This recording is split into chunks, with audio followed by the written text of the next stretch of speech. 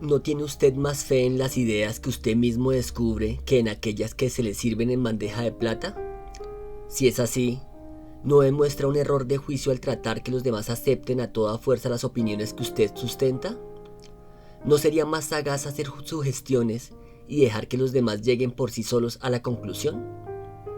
El señor Adolf Seltz de Filadelfia, estudiante en uno de mis cursos, se vio de pronto ante la necesidad de inyectar entusiasmo a un grupo de vendedores de automóviles desalentados y desorganizados. Los convocó a una reunión y los instó a decirles con claridad qué esperaban de él. A medida que hablaba, el señor Seltz iba escribiendo sus ideas en un pizarrón. Finalmente dijo: «Yo voy a hacer todo lo que ustedes esperan de mí. Ahora quiero que me digan qué tengo derecho a esperar de ustedes». Las respuestas fueron rápidas: lealtad, honestidad, iniciativa, optimismo, trabajo de consumo, 8 horas por día de labor entusiasta. Un hombre se ofreció para trabajar 14 horas por día. La reunión terminó con una nueva valentía, una nueva inspiración en todos los presentes, y el señor Seltz me informó luego que el aumento de ventas fue fenomenal.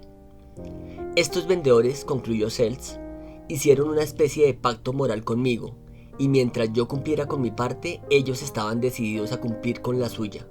Consultarles sobre sus deseos era el aliciente que necesitaban. A nadie agrada sentir que se le quiere obligar a que compre o haga una cosa determinada. Todos preferimos creer que compramos lo que se nos antoja y aplicamos nuestras ideas. Nos gusta que se nos consulte acerca de nuestros deseos, nuestras necesidades, nuestras ideas. El gran poeta inglés Alexander Pope lo expresó de modo sucinto: «Al hombre hay que enseñarle como si no se le enseñara, y proponerle lo desconocido como olvidado». Tomemos por ejemplo el caso de Eugene Wilson. Perdió incontables millares de dólares en comisiones antes de aprender esta verdad. El señor Wilson vendía dibujos para un estudio que crea diseños para estilistas y para fábricas textiles. Wilson venía visitando una vez por semana durante 3 años a uno de los principales estilistas de modas en Nueva York. Nunca se negaba a verme, contaba Wilson, pero jamás me compraba nada. Miraba siempre con mucho cuidado mis dibujos y luego los rechazaba.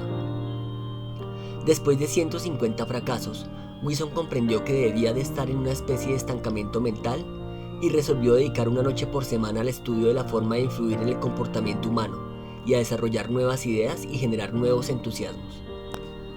Por fin se resolvió a probar una nueva manera de actuar.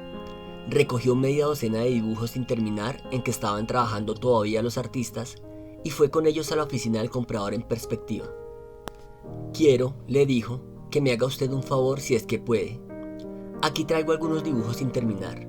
¿No quiere usted tener la gentileza de decirnos cómo podríamos terminarlos de manera que le sirvan?» El comprador miró los dibujos un buen rato, sin hablar, y por fin manifestó: «Déjelos unos días, Wilson, y vuelva a verme». Wilson regresó 3 días más tarde, recibió las indicaciones del cliente, volvió con los dibujos al estudio y los hizo terminar de acuerdo con las ideas del comprador. El resultado: todos aceptados. Desde entonces el mismo comprador ha ordenado muchos otros dibujos, trazados todos de conformidad con sus ideas. «Ahora comprendo», nos refería el señor Wilson, «por qué durante años no conseguí vender un solo diseño a este comprador. Le recomendaba que comprara lo que se me ocurría que debía comprar. Ahora hago todo lo contrario. Le pido que me dé sus ideas, y él cree que los dibujos son de su creación, como es cierto. Ahora no tengo que esforzarme por venderle nada, él compra solo».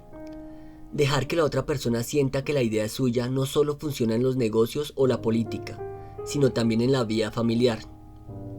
Paul Davis de Tulsa, Oklahoma, le contó a su clase cómo aplicaba este principio. «Mi familia y yo pasamos una de las vacaciones más interesantes que hayamos tenido. Yo soñaba desde hacía mucho tiempo con visitar sitios históricos como el campo de batalla de Gettysburg, el Salón de la Independencia en Filadelfia y la capital de la nación.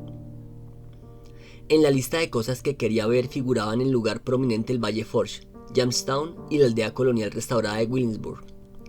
En marzo mi esposa Nancy dijo que tenía ciertas ideas para nuestras vacaciones de verano, que incluían una gira por los estados del oeste, visitando puntos de interés de Nuevo México, Arizona, California y Nevada. Hacía años que quería realizar ese viaje. Obviamente no podíamos satisfacer ambos deseos. Nuestra hija Anne Terminaba de hacer un curso en la secundaria sobre historia nacional y se había interesado mucho en los hechos que conformaron el crecimiento de nuestro país. Le pregunté si le gustaría visitar los sitios sobre los que había estado estudiando en nuestras próximas vacaciones. Dijo que le encantaría hacerlo. 2 noches después, sentados a la cena, Nancy anunció que si todos estábamos de acuerdo, en las vacaciones de verano haríamos un viaje por los estados del este, lo que sería instructivo para Anne e interesante para todos nosotros. No hubo objeciones. Esta misma psicología fue utilizada por un fabricante de aparatos de rayo X para vender sus equipos a uno de los más grandes hospitales de Brooklyn. Este hospital iba a construir un nuevo pabellón y se disponía a equiparlo con el mejor consultorio de rayos X que hubiera en el país. El Dr. L, a cargo del departamento de rayos, se veía abrumado por vendedores que defendían entrañablemente las ventajas de sus respectivos equipos. Pero un fabricante fue más hábil que los demás. Sabía más acerca de la forma de tratar con las personas. Escribió el Dr. L una carta concebida más o menos en estos términos. Nuestra fábrica ha completado recientemente una serie de aparatos de rayos X. La primera partida de estas máquinas acaba de llegar a nuestros salones de venta. No son perfectas, lo sabemos y queremos mejorarlas. Nos sentiríamos profundamente agradecidos a usted si pudiera dedicarnos el tiempo necesario para estudiar estos aparatos y darnos sus impresiones acerca de la forma en que pueden ser más útiles a su profesión. Sabiendo lo ocupado que está usted, me complacerá enviarle mi automóvil a buscarlo a la hora que usted decida. Me sorprendió recibir aquella carta, dijo el Dr. L al relatar este incidente ante nuestra clase. Quedé sorprendido y halagado. Jamás un fabricante de aparatos de rayos X me había pedido consejo. Me sentí importante. Estaba ocupado, tan ocupado que no tenía libre una sola noche de aquella semana, pero dejé sin efecto un compromiso para una comida a fin de revisar aquellos aparatos. Cuanto más los estudiaba, tanto más descubría por mi propia cuenta que me gustaban mucho. Nadie había tratado de vendérmelos. Consideré que la idea de comprar aquel equipo era mía, solamente mía. Yo mismo me convencí de su superior calidad y ordené que fuera instalado en el hospital. Ralph Waldo Emerson, en su ensayo Autodependencia, dijo: en todo trabajo de genio reconocemos nuestras propias ideas desechadas, vuelven a nosotros con cierta majestad ajena. El coronel Edward H. House tenía una enorme influencia en los asuntos nacionales e internacionales cuando Woodrow Wilson ocupaba la Casa Blanca. Wilson recurría al coronel House para pedirle consejo y ayuda en secreto, más que cualquier otra persona, sin exceptuar los miembros de su gabinete. ¿Qué método empleaba el coronel para influir sobre el presidente? Afortunadamente lo sabemos, porque el mismo House lo reveló a Arthur D. Howden Smith, quien lo refirió en un artículo aparecido en el diario The Saturday Evening Post.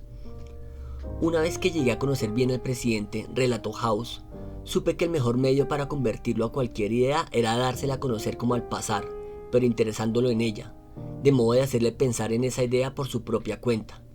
La primera vez que utilicé este sistema fue por accidente. Yo lo había visitado en la Casa Blanca y recomendado una política que él parecía rechazar. Pero unos días después, en una comida, me sorprendió oírle proponer mi indicación como si fuera de él. House no lo interrumpió para decirle: esa idea no es suya, es mía. No, House no iba a hacer tal cosa. Era demasiado diestro para hacerlo. No le interesaba darse importancia. Quería resultados. Por eso dejó que Wilson siguiera creyendo que la idea era suya. Aún más, anunció públicamente que Wilson era el autor de esas ideas. Recordemos que las personas con quienes entraremos mañana en contacto serán por lo menos tan humanas como Woodrow Wilson. Utilicemos pues la técnica del coronel House. Un hombre de la hermosa provincia canadiense de Nueva Brunswick utilizó esta técnica conmigo hace algún tiempo y me ganó como cliente. Por aquel entonces yo pensaba hacer una excursión de pesca y de remo por Nueva Brunswick. Escribió a la oficina de turismo para pedir información. Mi nombre y dirección evidentemente aparecieron en una lista pública porque me vi inmediatamente asediado por cartas y folletos y revistas de campamentos y guías para veraneantes. Yo estaba atónito, no sabía cuál elegir, pero el dueño de uno de los campamentos hizo algo muy hábil. Me envió los nombres y números telefónicos de varias personas de Nueva York que habían ido a su campamento y me invitó a descubrir por mi cuenta qué me podía ofrecer. Con gran sorpresa vi que conocía a un hombre que figuraba en la lista. Entonces le hablé por teléfono, supe cuál había sido su experiencia en el campamento y luego telegrafié al dueño la fecha de mi llegada. Los demás habían tratado de convencerme, pero este hombre no. Este me dejó que yo decidiera y fue quien ganó. Hace 25 siglos, el sabio chino Lao Tse dijo ciertas cosas que los oyentes de este audio podrían utilizar hoy. La razón por la cual los ríos y los mares reciben el homenaje de 100 torrentes de la montaña es que se mantienen por debajo de ellos. Así son capaces de reinar sobre todos los torrentes de la montaña. De igual modo, el sabio que desea estar por encima de los hombres se coloca debajo de ellos. El que quiere estar delante de ellos se coloca detrás. De tal manera, aunque su lugar sea por encima de los hombres, estos no sienten su peso. Aunque su lugar sea delante de ellos, no lo toman como insulto.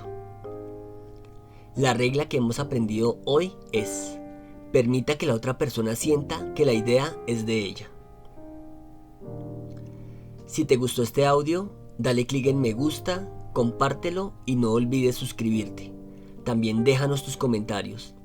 Te habla Alejandro Páez, te envío un fuerte abrazo y nos vemos en un próximo video. Hasta pronto.